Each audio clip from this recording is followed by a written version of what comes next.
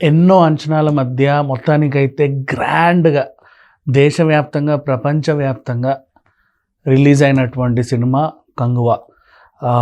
'సూర్య' గారి సినిమా వస్తుందంటే ఆబ్వియస్‌లీ అందరికీ ఒక తెలియని ఇదుంటది, క్యూరియాసిటీ ఉంటది. ఏముంటదా? ఎలా ఉంటాడని. ఆయన గెటప్స్ అన్నీ డిఫరెంట్. 'సింగం' అది వేరే విషయం. అప్పట్లో ఎన్ని చూసాము. 'గజిని' అదొక డిఫరెంట్ వేరియేషన్. 'సెవెంత్ సెన్స్' అదొక వేరియేషన్. ఇట్లా ఎప్పటికప్పుడు తనలో ఉన్న నటనని మనకి కొత్త హంగులతో చూపిస్తానే ఉన్నాడు. మనకి చాలా కాలం తర్వాత ఇప్పుడు 'కమల్ హాసన్' గారు, 'విక్రమ్' లాంటి వాళ్ళు నటులు ఈ మధ్య కాలంలో ఉన్న హీరోలు చేస్తారా అంటే చాలా కాలం తర్వాత అలాంటి ఒక హీరో కూడా ఉన్నాడు 'సూర్య' అని చెప్పుకోవచ్చు హ్యాపీగా. ఇంకా ఫ్యూచర్‌లో ఎన్ని వేరియేషన్స్ చేస్తాడో తెలీదు గానీ, ఇక్కడ మాత్రం ఇక సరే గతంలో చేసినవన్నీ ఎందుకు 'కంగువ' గురించే మాట్లాడుకుందాం. 2 డిఫరెంట్ క్యారెక్టర్స్. ఒకటి 'కంగువ' అది వేరే అదొక టైప్ ఆఫ్ కొత్త ప్రపంచం చెప్పాలి అంటే. నెక్స్ట్ 'ఫ్రాన్సిస్' క్యారెక్టర్ అది ఇక ప్రెజెంట్ జనరేషన్‌తో పాటు వెళ్తానే ఉంటది. అసలు 2 క్యారెక్టర్స్‌ని మీరు అసలు 'సూర్య' చేశాడు అంటే నమ్మరు. ఆ రూపమే కనబడుతది మీకు ఆ 24 సినిమాలో ఉన్నట్టుగా. ఎక్కడ చూడు కంప్లీట్ డిఫరెంట్‌గా ఉంటది. 'సూర్య' లుక్స్ గానీ, ఆ మేనరిజం గానీ, ఇట్లాంటి క్యారెక్టర్స్ 'సూర్య' మాత్రమే చేయగలడా అనేలాగా అసలు ఎంత బాగా రాసుకున్నాడో శివ నిజంగా డైరెక్ట్. అండ్ మర్చిపోయా ఒక విషయం చెప్పాలి. శివ కూడా తనకి ఫుల్ క్రెడిట్స్ ఇచ్చుకోవాల. శివ అండ్ టీమ్ అని ఇచ్చుకున్నాడు. అంటే ఆ టీం వర్క్ ఎంత బాగా కష్టపడిందో మనం చూసుకోవచ్చు. ఆబ్వియస్లీ మొన్న బాలయ్య గారి షోలో కొన్ని మాటలు చెప్పాడు. 'బిగ్ బాస్'లో వచ్చినప్పుడు కొన్ని మాటలు చెప్పాడు. రిలీజ్‌కి ముందు 2 రోజుల ముందు రిలీజ్ చేసిన రిలీజ్ ట్రైలర్ అయితే అద్రిపోయింది. ఇవన్నీ ఒక పక్కన అయితే సినిమా అసలు అంచనాలు అందుకుందా లేదంటే ఆబ్వియస్లీ అంచనాలు అందుకుంది. కథ ఏంటి, అసలు 'కంగువ' ఏంటి, ప్రెజెంట్ జనరేషన్‌లో 'ఫ్రాన్సిస్' ఏంటి, వీళ్ళు ఏం చేస్తారు, ఎందుకొచ్చారు, మగధీరలాగా 600 సంవత్సరాలు వెనక్కి లాగా ఏమన్నా కథ ఉంటుందా, లేదంటే టైం ట్రావెల్ లాగా 'బింబిసార' లాగా ఏమైనా టైం ట్రావెల్ ఉంటుందా, ఎలా ఉండబోతుంది? అటు చూస్తేనేమో అదో ప్రపంచం, ఇటు చూస్తేనేమో నాగరిక ప్రపంచం. అసలు దీన్ని ఎలా బ్యాలెన్స్ చేశాడు? ఇవన్నిటికీ ఆన్సర్స్ తెర మీదే దొరుకుద్ది. ఏ మాత్రం హింట్ ఇచ్చినా, ఏ మాత్రం కొంచెం పాయింట్ చెప్పినా వేస్ట్ ఇది. అంటే సింపుల్గా చెప్పాలంటే వద్దు, నేను చెప్పదలుచుకోలేదు. ఎందుకంటే తెర మీదే చూడాలి. ప్రతి అంశాన్ని, ప్రతి పాయింట్ని తెర మీదే చూడాలి. కథ నేను చెప్పదలుచుకోలేదు. అండ్ ఇకపోతే పర్ఫార్మెన్స్ల గురించి మాట్లాడుకుందాం. ఇక 'సూర్య' గురించి ఆల్రెడీ మాట్లాడాను కాబట్టి ఎంత చెప్పినా తక్కువే. ఇక 'యానిమల్' తర్వాత బాబీ డియోల్కి అంత ఇంటెన్స్ ఉన్న పాత్ర దొరికింది దీంట్లో. మంచి నటుడు చెప్పాలి అంటే బాలీవుడ్లో ఇప్పటివరకు తను ఖాన్ త్రయం పక్కన పెడితే ఆ మిగతా హీరోలలో ఎందుకు అలా ఉన్నాడో తెలియదు కానీ అసలు అద్భుతమైన నటుడు చెప్పాలి అంటే. అండ్ 'ఉదిరన్' క్యారెక్టర్లో తన పర్ఫార్మెన్స్ మీరైతే మెస్మరైజ్ అయిపోతారు, అంత బాగా చేశాడు. అలాగే 'యాంజెలీనా' క్యారెక్టర్లో దిశా పటాని ఇప్పటివరకు కూడా ఈవిడకు మంచి క్యారెక్టర్ పడితే బాగుండబ్బా, తనలో ఏదో ఉంది అని అనుకుంటాం చాలామంది, కానీ ఇందులో పడింది. అండ్ అదేంటో 'కోల్టో బోల్ట్ 95-25' మన 'యోగి బాబు' అదేంటో ఒక విచిత్రమైన క్యారెక్టర్. నాకు యోగి బాబు ఆ కామెడీ పర్లేదులే, ఇట్స్ ఓకే, నాట్ బ్యాడ్. తను చాలా సినిమాల్లో ఉంటానే ఉంటాడు, అలవాటు అయిపోయింది. అప్పుడెప్పుడో 'వడివేలు' తర్వాత ఇప్పుడు అన్ని సినిమాల్లో యోగి బాబు అయిపోయాడు ఆయన బ్యాన్ తర్వాత.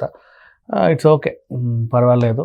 ఇక మిగతా క్యారెక్టర్స్ అన్నీ కూడా కోవై సర్ల గారు బోల్డంత మంది ఉన్నారు. ఒకరిద్దరు అని చెప్పలేము, ఇంతమంది ఉన్నారు. క్యాస్ట్ విషయానికి వస్తే బోల్డంత మంది ఉన్నారు. అండ్ ప్రతి ఒక్కరు కూడా తమ పాత్ర పరిధి మేరకు బాగా చేశారు. అండ్ అందరికీ కూడా గుర్తింపున్న క్యారెక్టర్స్లోనే ప్రతి ఒక్కరు చేశారని చెప్పుకోవచ్చు. అండ్ నటన పరంగా ఎవరికి ఎక్కడ మచ్చబెట్టాల్సిన అవసరం లేదు. అండ్ ప్రజెంట్ జనరేషన్ పక్కన పెడితే 'కంగువ' టైప్ జనరేషన్ ఉన్నప్పుడు మాత్రం మీరు చూసుకుంటే అసలు ఒక్కొక్క గెటప్ అసలు ఇలా ఎలా డిజైన్ చేయగలరు? అప్పుడెప్పుడు హాలీవుడ్ సినిమా, అప్పుడెప్పుడంటే ఇప్పుడు కూడా హాలీవుడ్ సినిమాలు బీభత్సంగా ఇలాగే వస్తున్నాయి. డిఫరెంట్ గెటప్లతో ఒక తండాన్ని సృష్టించడం, వాళ్ళకి ఏదో ఇవ్వడం, వీళ్ళు ఇలాగే ఉంటారని మనల్ని కన్విన్స్ చేయడం చూస్తే అరే భలే ఉన్నారే అనిపిస్తుంది. బట్ మన వాళ్ళు కూడా ఇలా తీయగలరా అంటే శివకే సాధ్యమైంది నిజంగా చెప్పాలి అంటే. అండ్ ఇకపోతే ఓవరాల్గా మ్యూజిక్ గురించి మాట్లాడుకుంటే దేవిశ్రీ ప్రసాద్ ఇచ్చిన మ్యూజిక్ ఎక్సలెంట్ ఈ సినిమాకి. తెర మీద ఇద్దరు సూర్యాలు హీరో అయితే తెర వెనకాల దేవిశ్రీ ప్రసాద్ గారు హీరో అని చెప్పుకోవచ్చు. అంత బాగా ఇచ్చాడు మ్యూజిక్ దీనికి. అసలు నేను అనిరుద్ధ్ ఒక పాటలో కనబడి వెళ్తే నేను తనే మ్యూజిక్ డైరెక్టర్ ఏమో అనుకుంటున్నా, బట్ తను కాదు, దేవిశ్రీ ప్రసాద్. అఫ్కోర్స్ చాలా బాగా ఇచ్చాడు. అండ్ ఆబ్వియస్లీ దేవిశ్రీ గురించి ఎంత మాట్లాడుకున్నా తక్కువే. అండ్ మిగతా సాంకేతిక వర్గాలు కూడా అన్నీ బాగానే చేశాయి. మ్యూజిక్ మాత్రం ఈ సినిమాని నెక్స్ట్ లెవెల్లో నిలబెట్టింది. ఇక శివ అండ్ ఆదినారాయణ గారు అండ్ అలాగే మదన్ గారు, శివ గారు, ఆదినారాయణ, మదన్, వీళ్ళు ముగ్గురే కథ రాసింది. ఈ కథ ఇలా రాయాలని వీళ్ళకి ఎందుకు అనిపించిందో తెలియదు కానీ అందుకే శివ అండ్ టీమ్ అని వేసుకున్నాడు ఆయన చెప్పాలి అంటే. ఈ టీం వీళ్ళు ఎంచుకున్నటువంటి కొత్త స్టోరీ ఇప్పటివరకు ఎప్పుడూ కూడా రాలా. గతంలో మీరు గమనించుకుంటే ఎన్నో చారిత్రాత్మక కథలు విన్నారు, ట్రైబల్ కథలు విన్నారు, ఇంకా బోల్డని కథలు విన్నారు. బట్ ఈ టైప్ ఆఫ్ స్టోరీ అయితే ఇంతకుముందు ఎప్పుడూ రాలేదు. అండ్ అఫ్కోర్స్ ఒకసారి కథలోకి వెళ్ళిన తర్వాత మనము ప్రిడిక్ట్ చేయొచ్చు ఈ క్యారెక్టర్ ఇలా చేస్తుంది, ఈ క్యారెక్టర్ అలా చేస్తుందని. కానీ కథ పరంగా మాత్రం ఈ టైప్ ఆఫ్ కంపారిజన్, ఈ టైప్ ఆఫ్ స్టోరీ ఇప్పటివరకు అయితే మనకు రాలేదు. ఇక నెక్స్ట్ మాట్లాడుకుంటే వెట్రి పళనిస్వామి గారి సినిమాటోగ్రఫీ. అబ్బా, అసలు ఆ విజువల్స్ మీరు చూస్తుంటే ప్రజెంట్ జనరేషన్ది ఓకే, కంగువా టైప్ ఆ కాలం నాటి విజువల్స్ మీరు చూస్తుంటే మిమ్మల్ని నిజంగా ఆ లోకానికి తీసుకెళ్ళిపోతుంది. మన చుట్టుపక్కలే జరుగుతున్నట్టు అనిపిస్తుంది. అండ్ ఖచ్చితంగా ఈ సినిమాని 3Dలో చూడండి. 3Dలో కూడా అవైలబిలిటీలో ఉంది. నేను ఎందుకు ఇంతలా చెప్తున్నానంటే 3Dలో చూసి వచ్చాను కాబట్టి ఇలా చెప్తున్నా. 3Dలో చూస్తే మనకేంటంటే ఆ ఫీలింగ్ నిజంగా మన పక్కనే ఉన్నట్టుగా అనిపిస్తుంది. వీళ్ళు 3Dలో ఒక మ్యాజిక్ కూడా చేశారు, అది మీరు సినిమా చూస్తే మీకు అర్థమైద్ది. అండ్ చివరిగా మాట్లాడుకోవాల్సిన మనిషి ఎవరైనా ఉన్నారంటే నిషద్ యూసఫ్ గారు. ఈ సినిమా రిలీజ్కి కొద్ది రోజుల ముందే ఆయన విగత జీవిగా వాళ్ళ ఫ్లాట్లో కనబడడం, తను మరణించడం జరిగింది.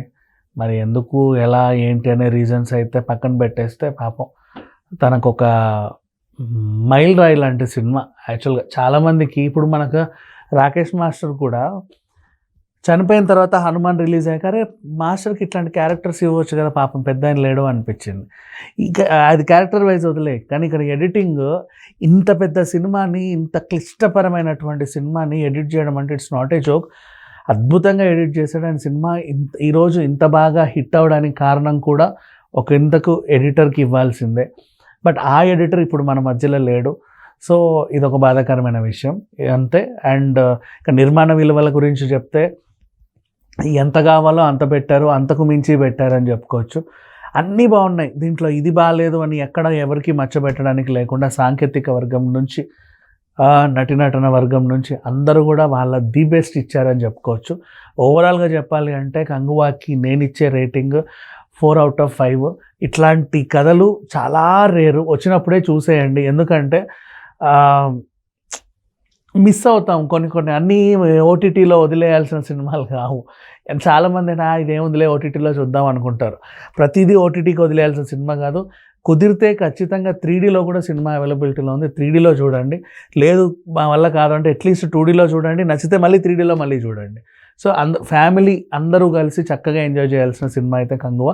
ఎక్కడ దేనికి మచ్చబెట్టాల్సిన అవసరం లేదు. కొంచెం యుద్ధ సన్నివేశాలు అవి ఇవి పొడుచుకోవడాలు గిడుచుకోవడాలు కొంచెం ఇబ్బంది పెడతాయిలే, బట్ అదొక కొత్తదనం, ఇంకా ఏం చెప్పాలనుకున్నా కూడా. సో ఓవరాల్గా 300 నుంచి 350 crores వరకు బడ్జెట్ పెట్టారు ఈ సినిమాలో. నన్ను అడిగితే ఈ వీకెండ్ లోపు 500 కోట్లు ఈజీగా తీసేస్తుంది. అంటే జస్ట్ టాక్ బయటికి రావాలి అంతే కదా. ఆల్మోస్ట్ సూపర్ హిట్ టాక్ బయట నడుస్తుంది. అండ్ బోల్డ్ అంతమంది అరే ఇట్లా కూడా సినిమాలు ఉంటాయి అనిపించేలాగా తీశారు. మనం అప్పుడెప్పుడో బాహుబలి, పొన్నియిన్ సెల్వన్ చూసిన తర్వాత ఇట్లాంటి సినిమాలు వస్తే బాగుండు అనుకున్నాం. మధ్యలో తంగలాని వచ్చింది కానీ చాలామందికి తెలియకుండా వచ్చింది, తెలియకుండానే వెళ్ళిపోయింది. బట్ సినిమా చాలా బాగుంటుంది. బట్ కంగువ ఈ అంచనాలన్నింటినీ దాటుకొని నిజంగా ఒక ఇదిగా నిలబడింది. సూర్య మనకి ఇక మీదట కొన్నాళ్ళ పాటు కంగువగా అలా గుర్తుండిపోతాడు.